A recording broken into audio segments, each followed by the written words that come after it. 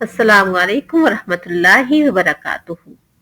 اولاد اللہ کی طرف سے ایک انمول تحفہ ہے۔ اللہ تعالیٰ نے ہمیشہ والدین کو ان کے ساتھ بھلائی کرنے کا حکم دیا ہے، جس طرح کہ اولاد کو بھی والدین کے ساتھ بھلائی کا حکم دیا ہے۔ اللہ تعالیٰ نے والدین کو حکم دیا ہے کہ ان کے لیے دعا کریں، اور دعا کیا کریں؟ ربنا ہب لنا من ازواجنا و ذریاتنا قرۃ اعین، کہ ان کے لیے دعا کریں کہ انہیں ہماری آنکھوں کی ٹھنڈک بنائے، قرۃ اعین، آنکھوں کی ٹھنڈک بنائے۔ کہیں اللہ تعالیٰ فرما رہے ہیں کہ انسان اپنی اولاد کے لیے دعا کرے، ربی جعلنی مقیم الصلاۃ ومن ذریتی، اے اللہ مجھے بھی نماز قائم کرنے والا بنانا اور میری اولاد کو بھی۔ اولاد غلطیاں کرتی ہے، ان کی اصلاح کرنا والدین کا فرض ہے۔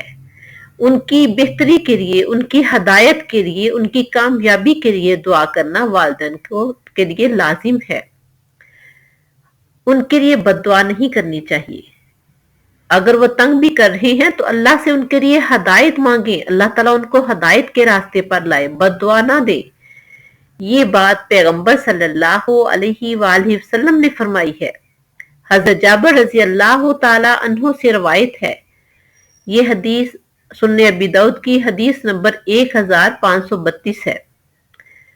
آپ صلی اللہ علیہ وآلہ وسلم نے فرمایا، اپنے آپ کو، اپنی اولاد کو، اپنے خادموں کو اور اپنے مال کو بد دعا نہ دو۔ ایسا نہ ہو کہ وہ گھڑی قبولیت کی ہو اور تمہاری دعا قبول ہو جائے۔ اللہ تعالیٰ سے ہمیشہ دعا کرنی چاہیے کہ اللہ ہماری اولاد کو نیک بنانا، انہیں صراط مستقیم پر چلنے کی توفیق عطا فرمانا۔